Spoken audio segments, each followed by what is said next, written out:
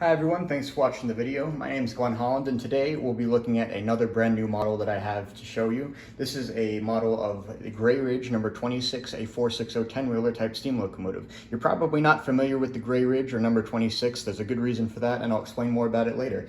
I am going to try and do this all in one take. I've actually done a couple of takes beforehand, which didn't turn out quite the way that I wanted, so this is like my third or fourth at this point. So bear with me if I start to ramble. I'm trying to cover a lot of information in a relatively short amount of time, so the video doesn't get boring, that is. I built 26 over the course of, I believe, February 2021. My memory's already starting to get hazy. I built it to enter into the Brick Train Awards that was running during that month, and I finished it thankfully and was able to enter it. You might have seen it posted on some of the Brick Train Awards social media outlets, but of course I didn't publish it myself until just now, or I'm not publishing it until just now, because I've only recently been able to get the final details in place, the main of which being a electronic connector between the receiver and battery, which allows me to operate the locomotive with a custom battery. I'm really happy that I've got that done. I have to thank, of course, Cal Liebart for helping me get this model over the finish line in the same manner that he helped me with the Southern Pacifics. So, without further ado, let's dive into the model. I got it into my head in about 2019 or 2020, I don't remember exactly when, but I got it to thinking that I really wanted to build a new freelance steam locomotive, especially since this locomotive here, my old 10-wheeler, is pushing 11 or 10 years old, 10 or 11 years old, just in this current state. Of course, this locomotive has been around for longer than that. I built this locomotive when I was in grade school, actually, and eventually I got it to working really well, and of course using Power Functions train motors and all, and I used it in my Wreckerville 97 video that I recorded in 8th grade. So even after 8th grade, I did modify the locomotive a little bit to the state which you see it here today. So, but this locomotive, even just in this present state, has been around for even 10 or 11 years at this point. So this was the last freelance locomotive that I designed and completed. So I had definitely wanted to build a new freelance steam locomotive, kind of just throw 100% realism and accuracy out the window and just build something that I liked. 26 fit the bill, and that's exactly why I designed this locomotive as a 10-wheeler, to sort of show the progression of my skill from my old 10-wheeler to a brand new 10-wheeler, which I would eventually come to call Gray Ridge 26. Now, Gray Ridge 26 is, of course, a freelance steam locomotive, as I've said probably by now, so I didn't use a particular steam locomotive to model from. I instead drew sources inspiration from another number of different sources, including Nevada Northern number 40, pretty heavily. In fact, I actually used number 40 as the main source of inspiration for the chassis and running gear here. If you're familiar with 40, you'll notice the valve gear here. It's a style of Baker valve gear, looks pretty similar to 40. I did take a lot of inspiration from 40 in that area, so that's the reason for that. The valve gear, as I was doing the research, this type of Baker valve gear, and actually Baker valve gear itself, was particularly easy to apply to steam locomotives that did not originally have an outside valve gear, some sort of a Stevenson as opposed to a Walschaerts gear. So I imagined kind of forming a story for number 26 in the Gray Ridge in my head. The 26 was may have originally been an internal valve gear steam locomotive with Baker valve gear applied after it, or it may have been built originally with this interesting style of Baker. Haven't fully decided yet. It doesn't particularly matter right now. Of course, this is just all in my head, and it is not, of course, influenced by anything in real life, other than just what I happen to be thinking of.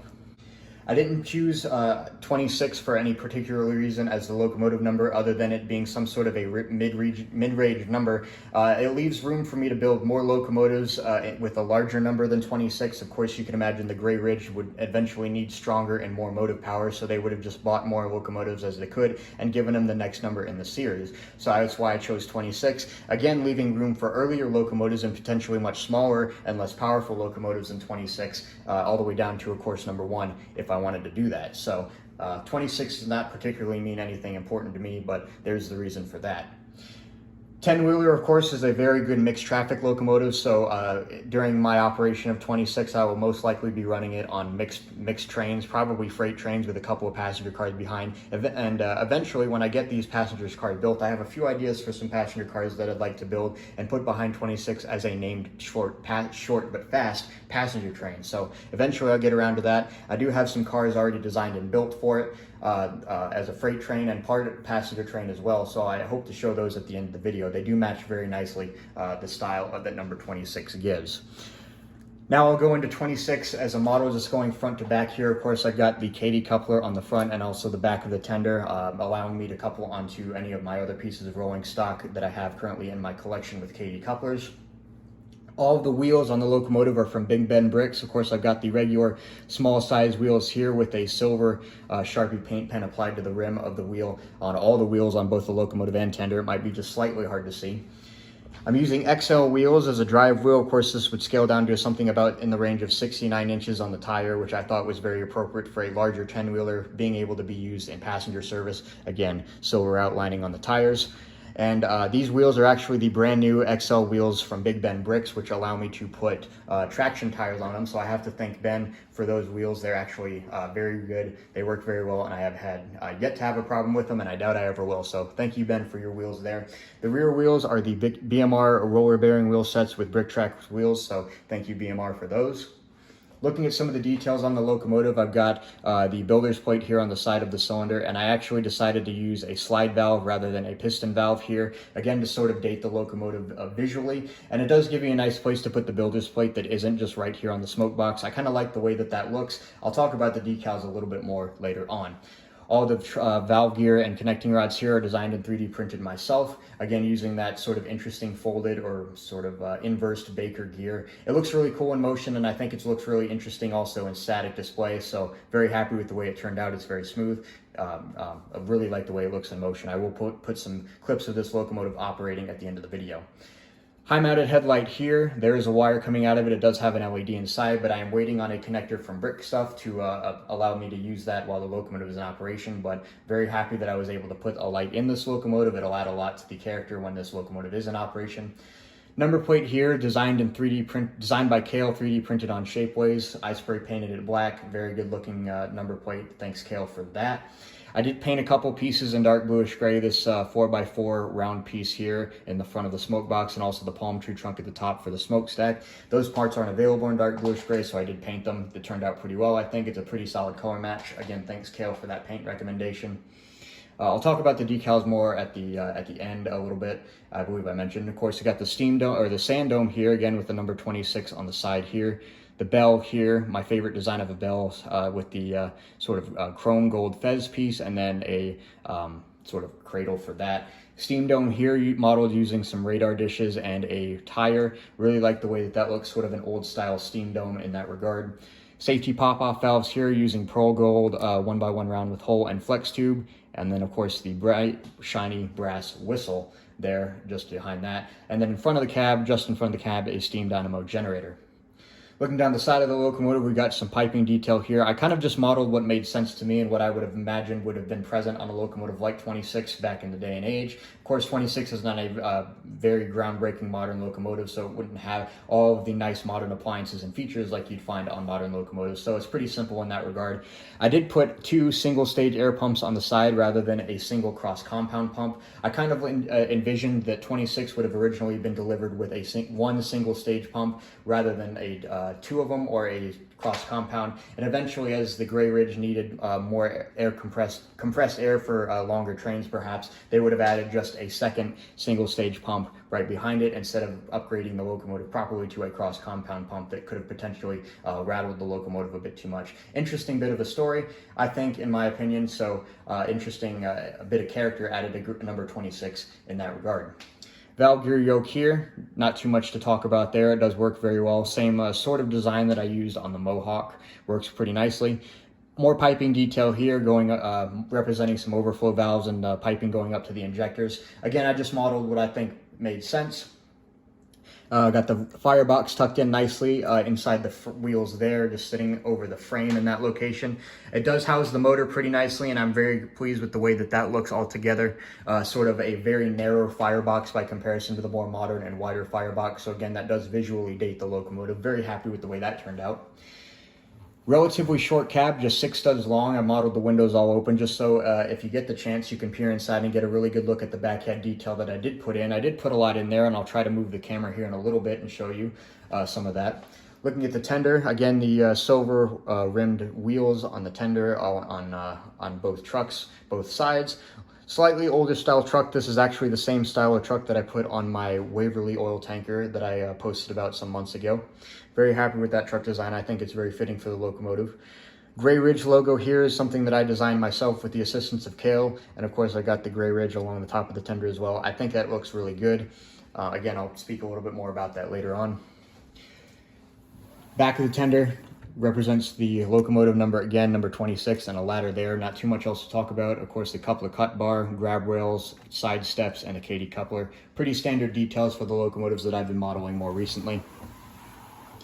The right side of the Locomotive, or the engineer's side we're looking at, of course, has a lot of the same piping detail above the running board here. Same valve gear yoke and same cylinder design as the other side. Of course, I did add a mechanical lubricator on this side, one of the upgrades I believe that number 26 would have received eventually. One thing that I did not model on 26 is a power reverse. You'll notice that this sort of lengthy piece of flex tube here, ending in this vertically positioned monopod, represents, in my opinion, in my mind anyways, the mechanical reverser connected to the Johnson bar in the cab. I thought that was a really interesting detail. The Gray Ridge did not decide to upgrade 26 with a power reverser, at least they haven't done so yet in this Locomotive's history. So that's number 26. I will now show you the inside of the cab here, hopefully. Move the camera a little bit just so that you can see it. Fireman and engineer, of course. I have to have figures in all of my Locomotives now.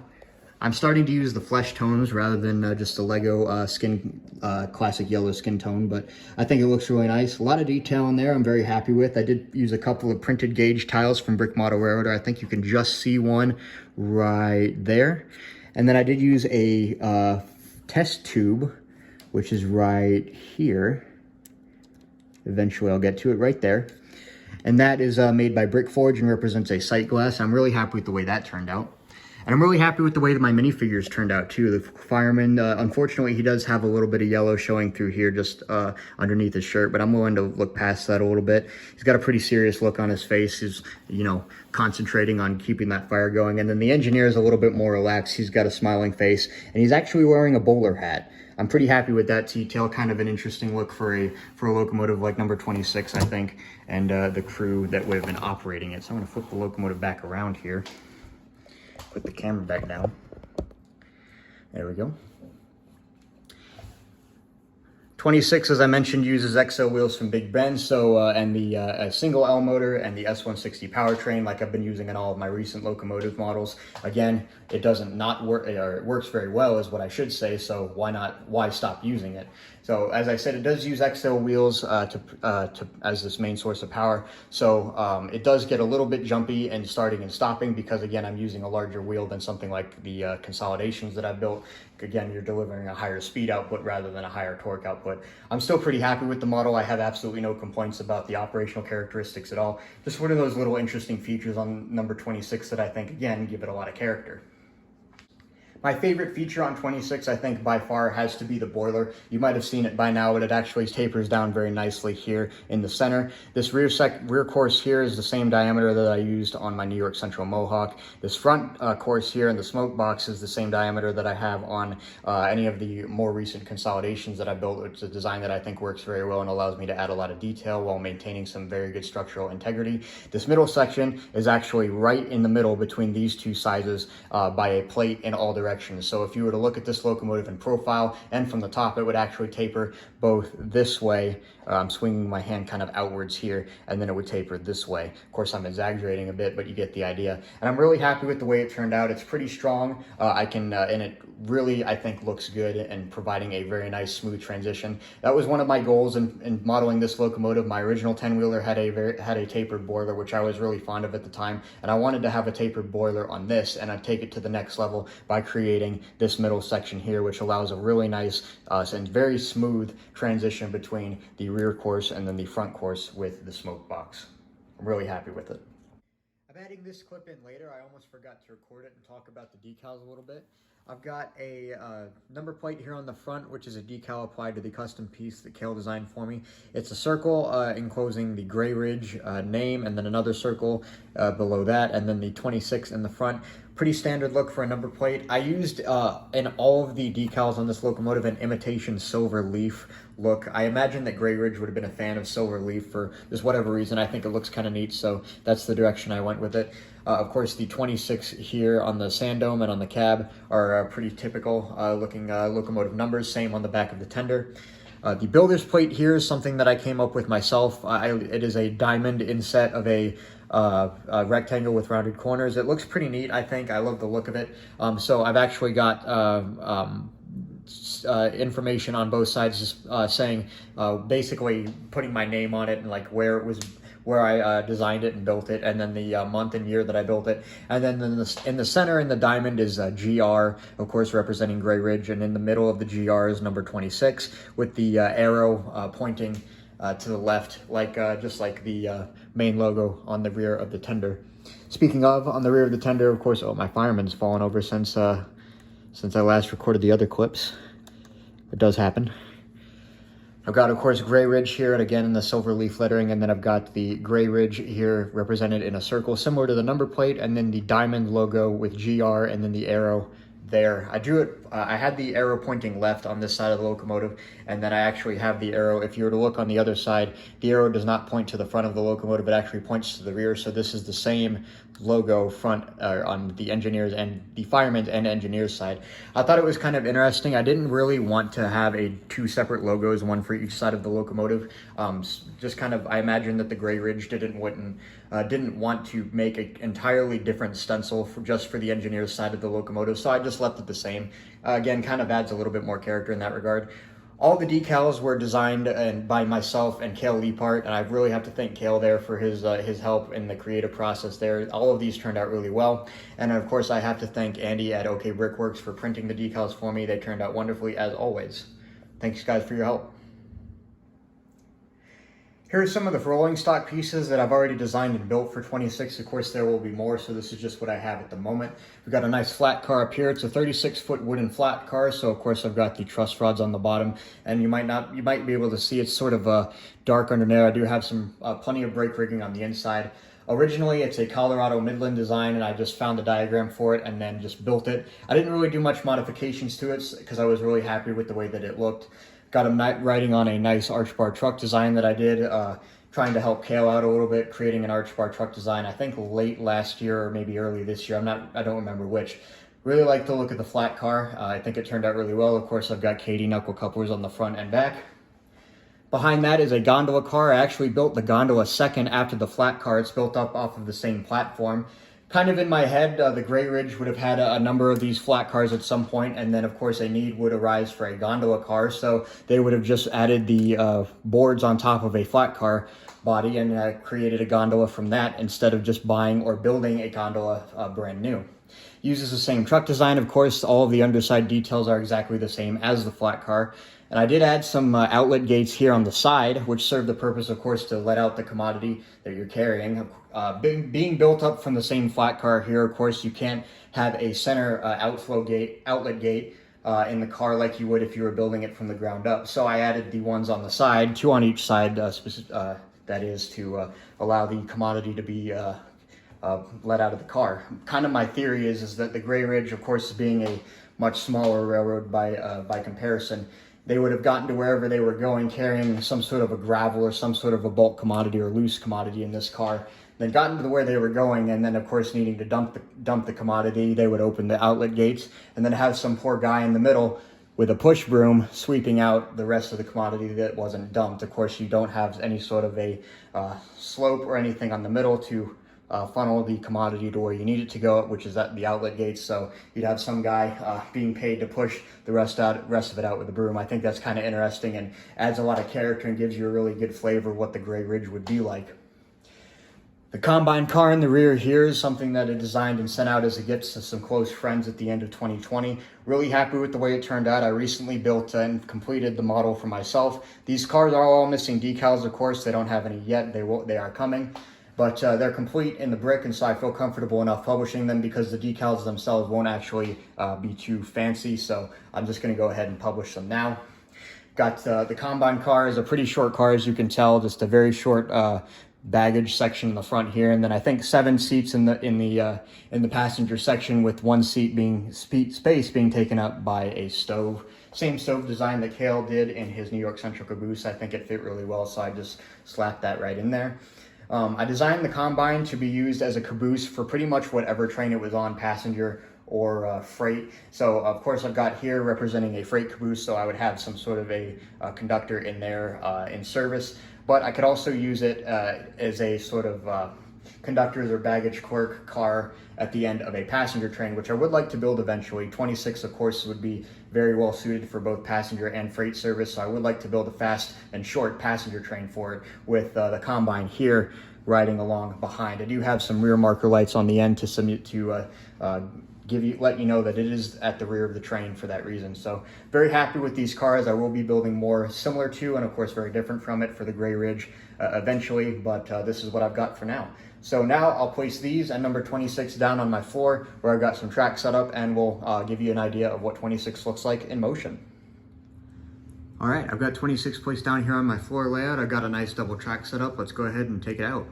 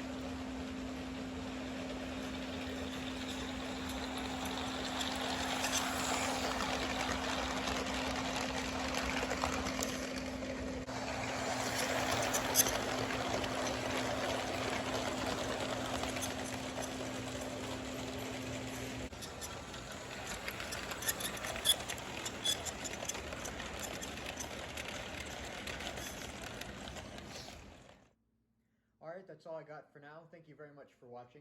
I would like to post this on Friday, July 30th, which means that is the weekend of Brick Fair, Virginia.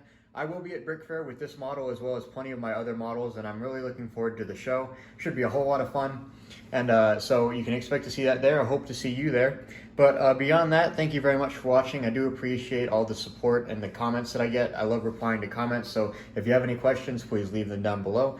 Other than that, I do have a few more models that I am working on currently. I hope to have those completed pretty soon, and then which means I can make videos and take photos of them pretty soon. But that remains to be seen, and so I'll of course cross that bridge when the time comes. But again, thank you very much for watching, and that's all I got right now, so I'll leave it there, and I'll talk to you all later.